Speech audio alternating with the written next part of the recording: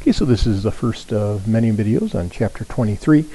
Chapter 23 is about light. We're going to consider light applied to geometric optics. In this first video, we look at the first couple of topics, the ray model of light and reflection, images formed by plane mirrors. Subsequent videos will deal with the remaining topics here in this chapter. Before we continue, maybe consider this question here off to the right. Here I have a ray of light coming in from the left-hand side, sort of striking this prism, sort of passing through the prism and bending a little bit, as you can see, and then exits the prism here. What wave property is being demonstrated here, and what must be true about the speed of light compared in air compared to in glass? So a couple of questions there to see if you remember that from our wave unit.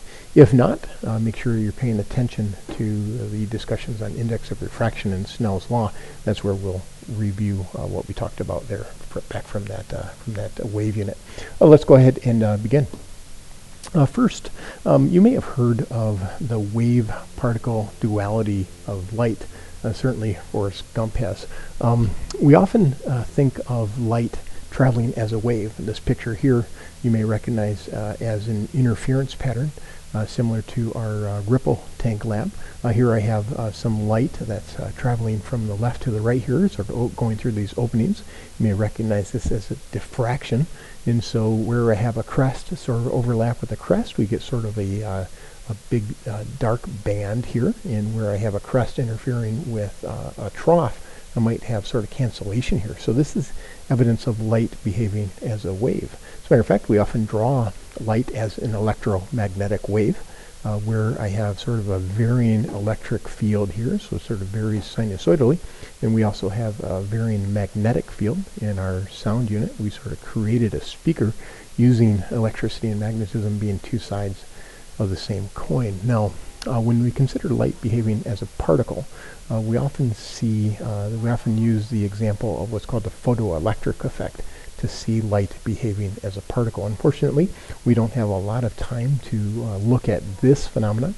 Recognize, though, that as an electron sort of absorbs energy from light incident upon it, it sort of absorbs it in a way characteristic of light behaving as a particle, not as a wave. Einstein actually won his Nobel Prize in Physics for describing this particular phenomenon called the photoelectric effect.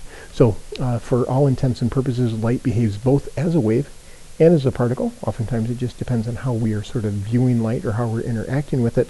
For us, we're going to look at the wave model of light. Okay, so with that being said, let's go ahead and take a look at this next slide. Flat mirrors, reflection of light. Light travels in a straight line when moving through a uniform substance. Evidence that you might see from this picture over to the right. We have sort of a light coming in from the right-hand side, casting nice distinct shadows. So these shadows have nice straight, well-defined edges here, and that's characteristic again of light sort of traveling in a straight line, being blocked by these objects, and so we have a nice little distinct shadow there. So that's evidence of light traveling in a straight line. We often use a ray model of light. Since it travels in a straight line, we can draw just a single ray to show the way that it is moving. So if we were to draw light traveling sort of as plane waves, we might do something like this, where we have maybe a crest and then a trough and then a crest and then a trough and then a crest and a trough. It gets sort of time consuming to do that. So instead of doing that, we often just say that the light is traveling towards the right with some sort of speed. We might say v is equal to 3 times 10 to the 8th meters per second. You'll recognize that as what's called c, the speed of light in a vacuum. And so we might as well just draw this light ray as traveling towards the right at that speed. So it sort of almost looks like a vector from our vector unit, but it's what we call the ray model of light. So sort of drawing that as a ray. Now, light will not travel through opaque material, so it will penetrate only a few wavelengths and either be absorbed or reflected. No object reflects 100% of the light incident upon it, however, and that's revealed by this picture over here. So if you ever held one mirror up in front of another mirror, you'll see sort of a cascading image here, where we have subsequent images being created in each of the mirrors as we sort of go back further and further and further. Evidence that light is not 100% reflected is that each of these subsequent images becomes a little bit dimmer. And again, that's just the fact that each of the reflections, some of the energy from that light will be absorbed and not transmitted back out. Okay, so let's see how we might look at how the law of reflection will help us create some of these images that we'll see in mirrors. So all light, regardless of its wavelength or frequency or anything else, will obey the law of reflection. Angle of incoming light is equal to the angle of the reflected light. We might say that as theta is equal to theta prime. Angles, again, are measured relative to the normal. So again, normal means perpendicular to the surface. So the incoming light ray reflects and the outgoing light ray has the exact same angle to the normal. Now that's for a single ray, and you may remember that from our wave unit. What about when we have a bunch of light rays coming from maybe some object way over here? And so how light is reflected from a surface depends on the surface's texture. So sort of maybe how rough or how smooth that surface is. This here is called diffuse reflection. And so diffuse reflection is where we have some sort of irregularities in the surface. And so that surface might be fairly smooth to the touch, but because the amount of diffusion sort of depends on the how big those irregularities are in relation to the size of the wavelength, we would see that when the surface variations are larger than the wavelength of light, then we will get what we call diffused reflection. Okay, and so the light will sort of diffuse as it hits that surface, and it sort of scatters randomly. Okay, now let's talk about this this wavelength being larger, or the surface variations being larger than the wavelength of light. Let's pull in a little table here. So here's a table of the wavelengths of different colors of light, and so you probably recognize Roy G. Biv, Colors of the Rainbow.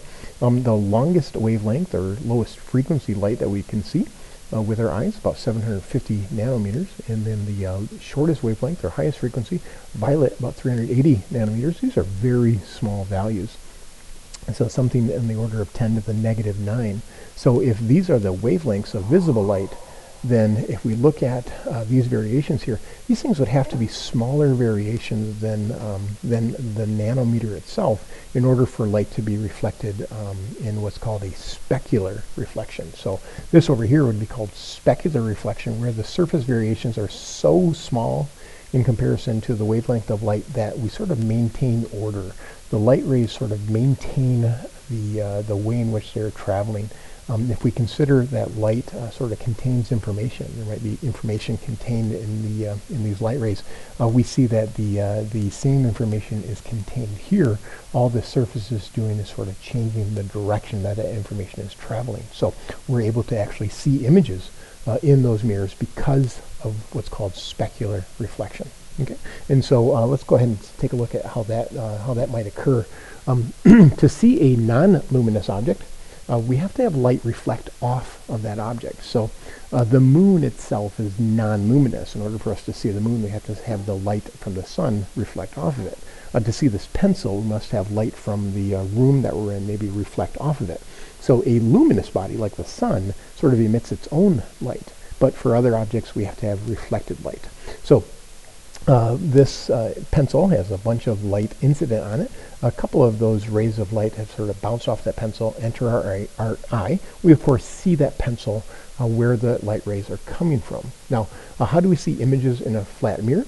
Since light maintains its order when reflected off of smooth surfaces, and we are conditioned to believe that light travels in a straight line, we see what's called a virtual image behind that mirror. So this image is not actually there. It's actually just the reflection of this thing, but we think it's here simply because we believe the light is traveling from this location behind the mirror.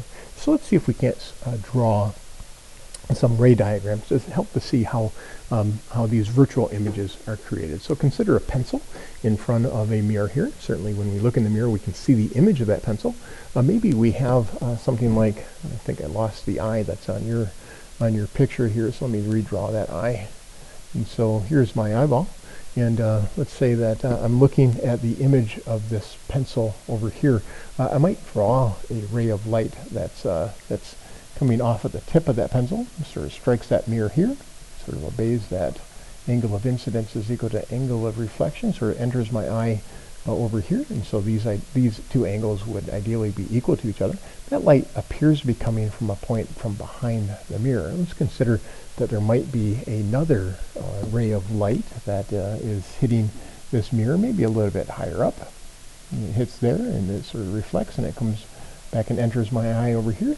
This, of course, appears to be coming from a point behind the mirror, and they would cross somewhere back in here where these things sort of cross. Right there would be where this tip of that pencil would appear to be.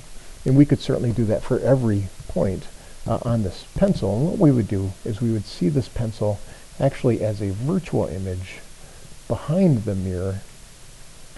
And that distance the image is behind the mirror should be the same as the object distance in front of the mirror. We'll do a little lab that allows you to sort of construct these rays using sort of the law of reflection here in order to create that image.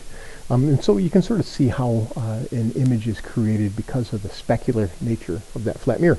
Now, this technique can be used for any kind of object and any kind of mirror, either curved or flat. Images are created wherever light rays either converge or appear to converge. So these light rays are appearing to converge at that point, and that's where we see that image. Last slide here for this video sequence. A 3-foot mirror is located such that the top of the mirror is 6 feet from the floor. Could a 6-foot tall person standing in front of the mirror see his entire body? So maybe you've considered, what size of a mirror do I need in order for it to be what's called like a faux length mirror? So if you wanted to see your entire outfit, could you see that in a mirror that's half the height of your body? And so in order for him to see his entire body, light coming from his feet must be able to enter his eye. And sure enough, you can see that just using some basic geometric principles here, that the light coming from the feet would again obey the angle of incidence is equal to the angle of reflection. That light would appear to be coming from a point behind the mirror that would be just as far behind the mirror as his feet are in front, and sure enough, he'd be able to see his entire body here behind that mirror. Now, it doesn't matter if the mirror is really far away. We would still use just basic geometric principles to show that that ray of light would still go in and enter his eye. He would just appear to be further back, so further sort of off our screen there, but he would certainly be able to see his entire body. Okay, so that would sort of finish up our first lesson on the reflection of light in plane mirrors and how we might use ray diagrams to see these virtual images.